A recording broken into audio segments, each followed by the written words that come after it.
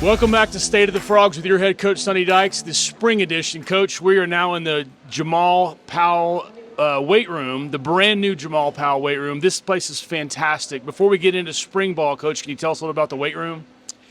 Yeah, really fortunate. We needed to improve our weight room facilities.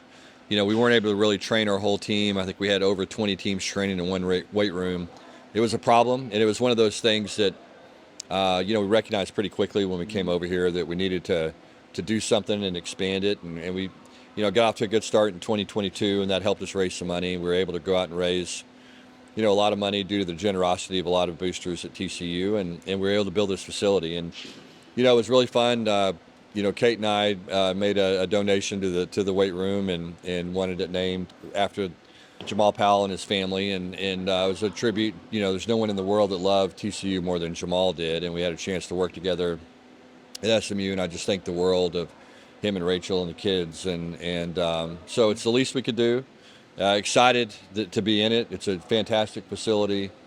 It's going to make a big difference for us. We've had to split our team in half to be able to train, and this will allow us to train all our players at once when we need to, and it's going to be a big deal for us. Very thoughtful thing, Coach. It's really, really well done. And as we sit here talking, the national championship women's beach volleyball team's working out behind us. So things never stop around here, do they? Yeah, no. And so what we're doing is it's pretty cool. Everybody's going to use it now, and from here until they complete a renovation in the old weight room. And so we're going to have two fantastic facilities. This one's going to be kind of a football-based weight room. Most of the stuff in here is designed for football and that type of training. And then they'll repurpose the other weight room and open it up. It'll be a little bit more diverse in some of the training modalities that are over there. But excited about it. It's an incredible facility. Looks fantastic, but I think it's going to be even more functional. So looking forward to being in here full time, and our players coming back after this break and having a chance to get in here every day. Wonderful. Lots transpired since we last talked back in the fall, but spring ball is behind us now. What are your overall thoughts about how spring ball went down? I was really pleased with the way it played out. It was very competitive, between the offense and defense every day. It seemed like one side or the other, even within practices, would win a drill and the other would come battling back. And so just it felt like our team grew a lot. I think that's the most important thing coming out of spring is really two objectives. Really get better as a football team and stay healthy, and we were able to accomplish both of those. Had very few injuries, nothing that's going to linger into the fall camp, we hope. And so, anyway, excited about the progress we made. Felt like that it was a really good spring. We had some really pleasant surprises, some guys that probably performed at a little higher level than maybe we thought they were going to. And the one thing I liked was the competitive aspect every day, offense, defense, and then guys fighting for positions. We have a lot of competition going on for certain spots, and that makes your team better. Nice. A couple notables to ask you about. Jordan Dwyer. He had a really impressive spring. What were your thoughts on Jordan Dwyer and maybe how he fits into the future plans? Yeah, we got two really good receiver transfers. Him and Joseph Manjack were both guys that had been very productive. And we needed to obviously to produce or to replace a lot of productivity, losing Jack and John Paul and Savion.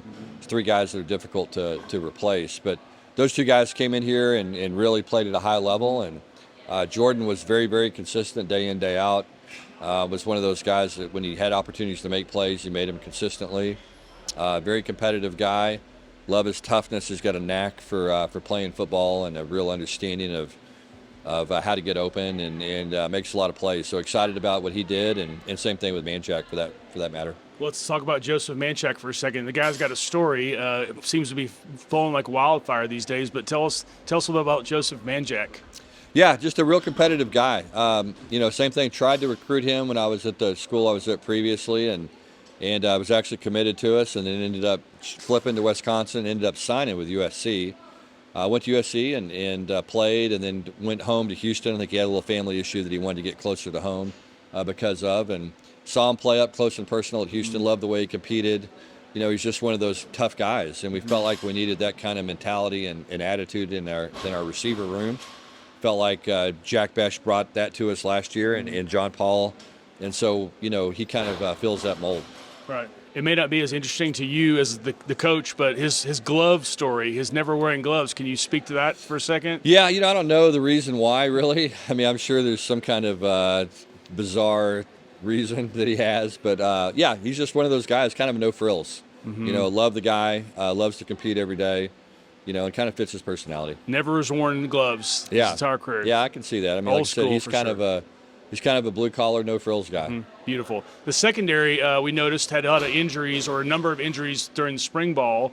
Everybody's back to normal. Everybody's recovered or recovering. Yep. Did that cause you any concern? Did it move things around in the secondary? No, I thought it was good. I think it gave some guys some opportunities to get in there and perform at a high level, and some guys, made the most of those opportunities. And so really, really pleased with the growth that we had. Some guys that needed to take the next step did. Jamal Johnson, I thought, was really good in the spring. Showed some flashes in the fall of being a good player. Wasn't as consistent maybe as we hoped, but this spring he did a great job. He's really talented. He knows how to play football. Thought he had a great spring. Was really impressed with him. Thought Channing Canada really had a great spring at the corner position as well. Lots of competition at the corner spot. Austin Jordan, I thought, was really solid as well. It's a guy that had some flashes in the fall, but really performed at a high level this spring. So excited about those guys and some of the young players that we added as well, and transfers, and really like the room, going into fall camp. You mentioned earlier the loss of production from the J.P. Richardsons, the Jack Beshes, and the Savion Williams. How do you, and you have obviously some talented guys that want to fill that role. What are your expectations on the offensive output to fill those spots? Yeah, I think the big thing is, Eric McAllister's got to step up and play at a really, really high level, and he played like a pro in the spring. I mean, he really was consistent and very competitive, and really was a different guy, I think, from a mentality standpoint. We needed him to be, and he answered the bell and showed up and really did a good job at doing that for us. So we really come out of spring ball feeling good about the outside receiver position and the inside receiver position as well. We got a lot of competition in there at those spots. I think Major Everhart's going to have a great fall camp. He got a little banged up, couldn't keep him healthy, during the season, but really excited about what he can do. And he showed some signs in the spring. We didn't want to do too much with him, but he did a great job. Excited about him, and like I said, I love that room, and then figure in the tight ends as well. I think tight end may be one of the deepest positions we have on our team. Wonderful. And so you kind of stick it all together, and we feel really good about the guys who can catch balls this year. Your running game appeared to be really explosive during the spring ball. Jeremy Payne and Trent Battle, a veteran there, it looked really good from the sidelines. Any comments on the running game? Yeah, I got a couple of new faces in there that I thought had good solid springs as well. So as you said, Battle and Payne both got a lot of experience last year and played at a high level. Nate Palmer, I thought, probably had as good a spring as anybody at that position. Kevorian Barnes, I thought, was exactly what we thought he was going to be. Transfer from UTSA, ran physical, ran hard, showed probably more explosiveness than we thought. So love the running back room. I think it's going to be a really, really solid room for us, and we got to get more production from that position than we did last year, and like the guys and like the maturity, and they're very well-oriented or well-rounded in terms of the things that they can do. They all catch the ball well coming out of the backfield. They all have different running styles, but they all block at a high level, and so really like what we're seeing. Great to hear. Another one of the fan favorites, Ansel Din Mbu, transfer in. Everybody seems to be talking about this guy. What can you tell us about him? Yeah. Came from Aledo, went to Washington State, got a lot bigger at Washington State. He was one of those guys we felt like coming out was probably a little undersized, and went out to Pullman and grew and got bigger. And man, we love the way he plays. Very productive. He's got a great motor. Real mature kid. I think he's going to have a big year for us, and he's going to really solidify that nose position for us, and like what he can do. Love it. The O-line's always been a topic of interest around the fan world of the Frogs. The O-line now, you have some veterans. You have some true veterans. We do. Yeah, guys that played a lot of football, and then we've got some young guys that are going to push some of those older guys, and that have gotten in the mix as well. And so, the guy that probably took the biggest step to me was Ryan Hughes. Played last year as a freshman for us, and just really took that next step this spring. Colton Deary moved from guard to center, which is his natural position. It's been a great move for us. I think it really makes us better on the offensive line. I think he'll be a lot more productive this year at that spot than we've had in the past. So really like the group. Coach Malcolm Kelly, now you've made him in charge of all receivers, I believe, both receiver rooms. Does that bring some sort of solidarity to the receiving unit? Because he's a likable coach. I know he's a players coach. The players love him. Yeah, I think so. I mean, I think it's good to kind of have all those guys on the same page. You know, he's got Corey Coleman helping him, and Corey's been a nice addition, for us as well. And so, I like the guys that are there. I think that obviously Malcolm's a really good football coach. I think he'll continue to pour into those guys and make them better. And looking forward to seeing how they continue to get better and better. Before we move on from spring, Coach, any surprises from spring? Anything come out of spring that you weren't expecting? Not really. Just really pleased with the growth of our team. We felt going in that we had a mature team. We felt like there was going to be a lot of competition, which we had. We needed to be a much more physical team. Didn't feel like we were as physical a team as we needed to be last year, and we took a step in the right direction. The guys were really intentional about going out every day and playing and practicing very physical. And so I think we took a big step in that way. Very nice. We'll be right back with State of the Frogs, talk a little graduation, draft, weight room, and summer schedules. Be right back. Energy does everything for us. It's all-encompassing. We're all benefiting and affected from it. And it is something that we all need to know about. It is the glue that holds everything together. TCU is powering what matters. Our future. We don't just talk about what's needed, we focus on results. The Ralph Lowe Energy Institute is creating a world where energy is affordable, sustainable, and reliable. Welcome back to State of the Frogs with your head coach, Sonny Dykes. Coach, summer's about to be here. The kids are done with spring ball. You had a graduation, you had a draft several weeks ago. Starting with drafts. You had a number of players drafted, and a lot of players since I think it's 13 now. You've had since you arrived have been drafted. What can you say about this year's draft class? Anything personal to you? Yeah, just excited about that group. I mean, it's been fun to see Savion's journey. I've known him for a long time. Recruited him the first go around out of high school, and so it's been fun to watch him grow and to get a chance to make his dreams come true. And he's just changed so much as a person and as a player, and so just really proud of that. And then obviously, Jack having the big year he had, got in the second round, and he's been through a lot obviously this football season, and for him to finish the year and kind of end the year or the football year, by getting drafted in the second round by the Raiders, I thought was a great thing. I think it's a perfect spot for him. Pete Carroll and Chip Kelly are both there. Those guys are big believers in competition, and that's what Jack Bech is all about. He's incredibly competitive. He'll raise the temperature in the room every day. He'll be their kind of guy.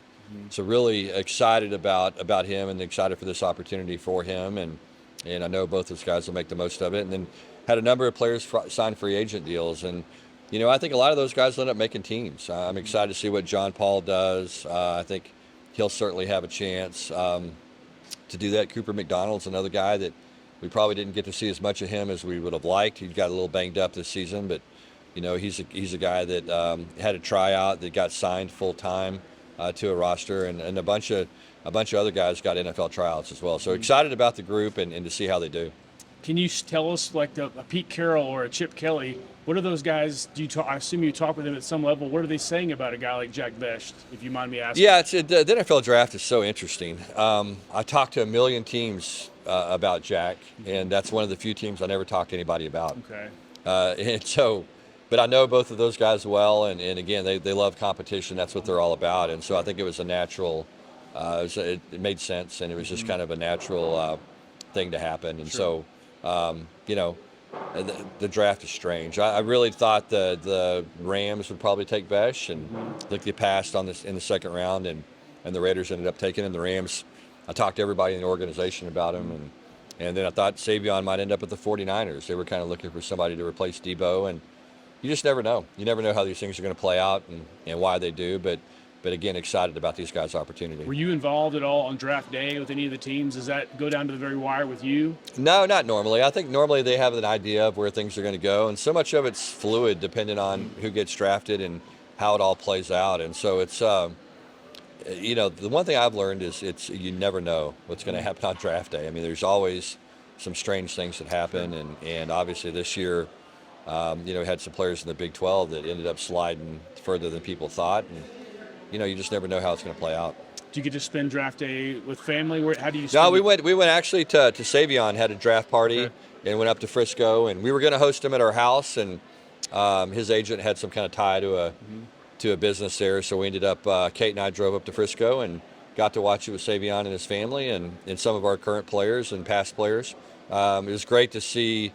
Kendra was there, which was awesome. It was good to see those guys. It was fun to be around some of our former players and let them celebrate with one of their teammates. That's a wonderful, special moment for Savion getting the call, I would imagine. Yeah, Quentin Johnston was there as well. I forgot Quentin. Wow. Yeah, so it was great to be around those guys and just to be a part of it. Okay. Last weekend was graduation around here. A busy time for TCU. Did you partake in any of that? No, I was unfortunately out of town, but a lot of our players or fortunately, graduated. as some might say. But it was a fun. Those guys. That's why you come to college. I mean, that's what this whole thing is about. It's about getting that degree and setting the table for the rest of your life. And excited for some of our players to get it. I mean, some guys got it in 3 years. Josh Hoover. Walked across the stage, got his degree, and he was able to finish it in 3. And others it took a little bit longer, but really proud of the group. As I've said a million times about this team, it's a very mature team. It's an experienced team. A lot of these guys have been here for a long time, and so we had a number of players that got their degrees, and really proud of those guys. And I think they're aware of what getting a degree from TCU can do for them for the rest of their lives, and I think they're excited to. For that next chapter. Fantastic. So I think you told us the team's off this month of May. They get back to work 1st of June. What's the summer schedule look like for the guys? Yeah, they have a little bit of a break here. We go pretty strong from the moment they get back the third week of July all the way up until May, and they'll get a couple of weeks break in May, so they'll go home and rest up a little bit, but also begin working out on their own. I mean, they've got workouts that we send them with, and those guys are in tune every day doing what they're supposed to do. So, the great thing about our players, we don't have to worry about guys not working. Our issues, guys working out too much, and so, we've got to monitor. Them, make sure that they're doing what they're supposed to do, but they're also getting rest, because once we start back in June, they're not going to have much of a break at all until January of next year. So it's a long grind for these guys, and I hope that they take advantage of this opportunity to get some rest. You said something interesting I'd never heard before, working out too much. Is that really a thing? Oh, yeah. No, it is. I mean, our guys are way more overtrained now than they are undertrained. And so we got to do a good job of encouraging them to get away. It's a lot different than it used to be, when we were playing. And it's just guys now, they train, 365 days a year, or they will if you don't encourage them to take a break. They're just kind of raised that way. It's a different mentality. Right. And so, they need to find some opportunity to get away and just, focus on, being a son and a student and just a young person, have a little bit of fun, and then come back with the right mindset and get to work. So, that's one of the big things we try to encourage them to do. Love it. Thanks, Coach. We'll be right back, talk about next year on State of the Frogs with your head coach, Sonny Dykes. Welcome to the Squire Shop. We are locally owned and operated since 1994. We specialize in the finest men's clothing that the market has to offer at affordable prices with unbelievable service. We do custom clothing all the way to more casual, Peter Millar, Johnny O, kind of everything. Well, my dad's the owner, so I've been around retail my whole life. Oh, it's great. I mean, it's the best boss I'll ever have. I know that. We love our TCU community. They have been so good to us. Come see us today. Go Frogs! Welcome back to State of the Frogs with your head coach, Sonny Dykes. Coach, there's been some interesting scheduling developments over the last couple of months, mainly North Carolina University, UNC. Seems like we're going to Ireland in a couple of years. Yeah, going to open the 2026 season there in Ireland, and kind of made sense for us from a scheduling standpoint. It's one of those games that I think they've been interested in TCU participating in for a while, and it just hasn't worked. We had 8 home games scheduled for that year. You don't ever want to lose a home game, but at least we're going to have 7 that year. It makes sense in a lot of different ways. it's a great experience for our players. We'll go 3 or 4 days early, and they'll get to see a place probably where not many of them have visited before. I've never been to Ireland. So from a personal standpoint, excited about it. As I said, don't really like the idea of giving up a home game, but sometimes you have to do that to get this experience. But it should be a great matchup. Obviously we'll know a lot more about North Carolina when we open the 25 season against those guys, but should be a great trip, and hope a bunch of our fans decide to come and see it. From everything I've heard, the people that organize this, Anthony Travel, they do an outstanding job, of hosting the teams and making it a really special experience for the fans and the players. Were the guys very excited when they heard the news? Yeah, I think How'd so. you drop the news to them? Yeah, we had a whole, kind of press deal that we told them. We had a video that we played, and I think they had a pretty good idea, and we made the announcement that's what we're going to do, and the guys were excited about it. I think they want to play in big games. The great thing about this game is it's a 0 week. It'll be the only game on television, I believe, that day. It'll be the game that everybody's watching. It happened this year with Florida State and Georgia Tech. I remember watching the game. Yes, indeed. And so, it's a great opportunity for a program to shine. There's a good chance you'll be on College game day and all that stuff will happen. And anytime you can create that kind of exposure for your program, it's not a bad thing.